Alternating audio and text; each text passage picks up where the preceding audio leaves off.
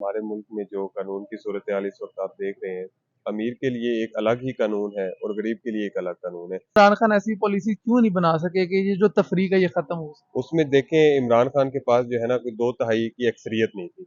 अदालत में चलना होता है सबूतों के ऊपर। अगर किसी के जो है वो इनिशियल स्टेज पे जो उसकी तफ्तीश है वो कमजोर हो, अमीर लोग हैं उनके पास पैसा होता है, वो हर चीज से पैसे से जो है वो अदारे पुलिस दीगर डिपार्टमेंट्स को जो है वो अप्रोच कर लेते हैं। बिस्मिल्लाहिर्रहमानिर्रहीम, अस्सलाम वालेकुम जी। आप देख रहे हैं एनपीजी मीडिया, मैं हूं अली रज़ा रहमानी। आज सुप्रीम कोर्ट ऑफ पाकिस्तान ने शाहजेब कत्ल केस जो कराची में हुआ था उसके मरकजी मुलजिम शाहरुख जतोई और दीगर मुलजिमान को रिहा कर दिया है। इस फैसले के ऊपर सोशल मीडिया पे काफी बहस जारी है। कुछ लोग ये कह रहे हैं कि इमरान खान का ये बयानिया दुरुस्त है कि पाकिस्तान में दो निज़ाम है, गरीब के लिए कानून और अमीर के लिए कानून और। इस फैसले के ऊपर हम वकला की माहिराना राय जानेंगे और उनसे पूछेंगे क्या वाकई ऐसा है या ये फैसला मेरिट पे आया है। आइए जानते हैं उन्हीं की जुबान। अरे सर, शाहजेब कत्ल केस में जो मरकजी मुलजम था शाहरुख जतई और दीगर मुलजमान, उनको रहा कर दिया है, क्या कहेंगे इस पर? सर, इसके बारे में मैं यही बताना चाहूँगा कि हमारे मुल्क में जो कानून की सूरत हाल इस वक्त आप देख रहे हैं, अमीर के लिए एक अलग ही कानून है और गरीब के लिए एक अलग कानून है।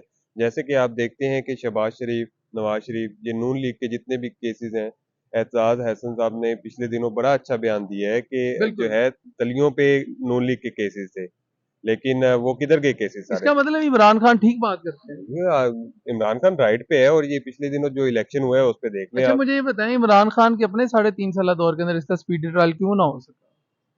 सर देखिए, स्पीडी ट्रायल जो है ये कोर्ट का काम है, इमरान खान ने जो है उसको नहीं करना।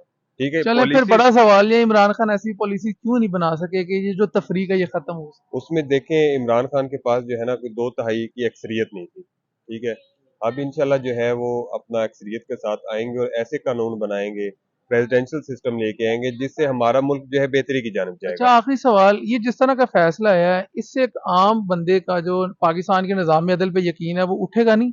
बिल्कुल आम बंदे का यकीन जो है उठता जा रहा है। अमीर के लिए ये थाना कचहरी क्या है? अमीर के लिए कुछ भी नहीं है, वो उनका एक पार्ट रेस्ट ऑफ एरिया है जो। और गरीब के लिए वो जो है, देख ले उसका सिस्टम कैसे बेहतर होगा?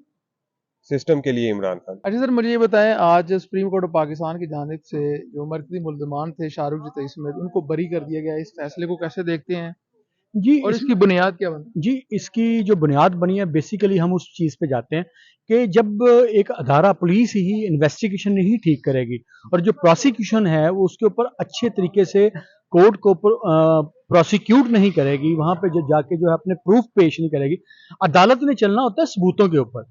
अगर किसी के जो है वो इनिशियल स्टेज पे जो उसकी तफ्तीश है वो कमजोर होगी, चलान ठीक पेश नहीं चलान किया जाएगा। चलान ठीक पेश नहीं किया गया। चलान तो एक तो होता है ना, वो तो एक फाइल है जो अदालत के अंदर पेश करती है। चलान चलान बेसिकली एक फाइल होती है। उस फाइल के अंदर जो है तफ्तीश, वो अगर ठीक तरीके से नहीं होगी, उसके अंदर लकूनेज होंगे या उसके अंदर ऐसी चीजें होंगी जिसके अंदर से शक व शुबहत की कोई गुंजाइश होगी, तो कोर्ट जो है वो एविडेंस की बुनियाद पे अच्छा, चलती है। मुझे बताएं, तहरीक इंसाफ वाले कहते हैं कि पाकिस्तान में दो निज़ाम है, गरीब के लिए कुछ है, अमीर के लिए, ऐसा है? जी अब एज अ लॉयर जो है हमें जो है वो इस बात का कानून तो कहता है कि लॉ सबके लिए बराबर है, लेकिन तफरीक है। लेकिन तफरीक इसलिए है कि जो अमीर लोग हैं उनके पास पैसा होता है, वो हर चीज़ से पैसे से जो है वो अदारे पुलिस दीगर डिपार्टमेंट्स को जो है वो अप्रोच कर लेते हैं, या दीगर जो पैसे के साथ साथ बासर होने के साथ साथ वो जो है वो अदारों के ऊपर जो है वो उनकी एक जो है इन्फ्लुएंस डालते हैं, जिसकी वजह से जो है वो उनके फैसले या उनके केसेस या उनके जो है वो मामलात, उनमें काफ़ी उनको रिलीफ मिल जाता है। गरीब बंदे के पास इतनी अप्रोच नहीं आखिरी होती। कमेंट मैं आपसे चाहूंगा कि इस तरह के जब फैसले आते हैं तो एक आम पाकिस्तानी का निज़ाम अदल के ऊपर एतमाद नहीं उठ सकता। इस तरह के जो फैसले हैं उसमें निज़ाम अदल नहीं है। निज़ाम अदल इसमें मैं जो है वो उसका किरदार नहीं करूँगा। अगर आप जजेस के पास जो है वो शहादतें ही कमज़ोर देंगे या नीचे से प्रोसिक्यूशन ही कमज़ोर होगी, नीचे से हो सकता है कि मिसल मैंने नहीं पढ़ी, हत्ता कि हो सकता है कि वो जो मर्डर्स के केसेस थे उसमें पुलिस ने उनको इनोसेंट लिख दिया। मतलब आपका ओपिनियन यह है कि इसमें प्रॉपर इन्वेस्टिगेशन नहीं हुई है, हमेशा एविडेंस नहीं दिए गए, हमेशा इसकी हमेशा बरियत हुई है। हमेशा जो बरियत होती है ना, वो होती है हमारी इन्वेस्टिगेशन के ऊपर।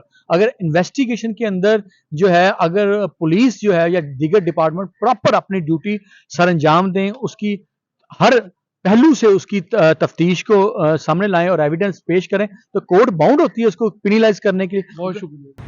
अच्छा सर, आज सुप्रीम कोर्ट ऑफ पाकिस्तान की जानिब से शाहरुख रितई और दीगर जो मरकज़ी मुल्ज़िमान थे उनकी बरियत का फैसला सुना दिया गया है। इस फैसले को कैसे देखते हैं? सोशल मीडिया पे ये बहस जारी है जी, उनको बरी कर दिया गया है। आप अब ये है, सबसे पहले आपको ये देखना होगा कि क्या उसको जो वारसान हैं, क्या वो लीगल तौर पर इंटाइटलमेंट थी कि वो किसी को मुल्ज़म को माफ़ कर सकते थे कि नहीं। देखें, ज़िया दौर में जो 1985 में ज़िया दौर में कसास दियत ऑर्डिनेंस आया। कसास दियत ऑर्डिनेंस सेक्शन में इसका पीपीसी का 309 और 10 है। उसमें वाज़िया तौर पर लिखा हुआ है कि अगर तो आदमी ज़िंदा है तो वो खुद माफ़ कर सकता है, अगर किसी की बॉडी के विक्टिम के साथ हुआ है। अगर वो फोत हो गया, उसके डिसीज़ हो गया, तो उसके वारसान जो हैं, जो उसके लीगल हेयर्स हैं, एंटाइटलमेंट अकॉर्डिंग टू द इस्लाम शरीयत के मुताबिक वो लोग माफ़ कर सकते हैं। अब इस शाहरुख रितई केस में राइटली उसको जो लीगल हेयर से वारसान थे तमाम ने उसको माफ़ कर दिया। यानी उनकी सेटलमेंट हुई है, फैमिली सेटलमेंट हुई है या नहीं हुई, लेकिन इस्लाम उनको इजाज़त देता है कि वो अपने खून बहा जो है बदले सुलह वो ले सकते हैं।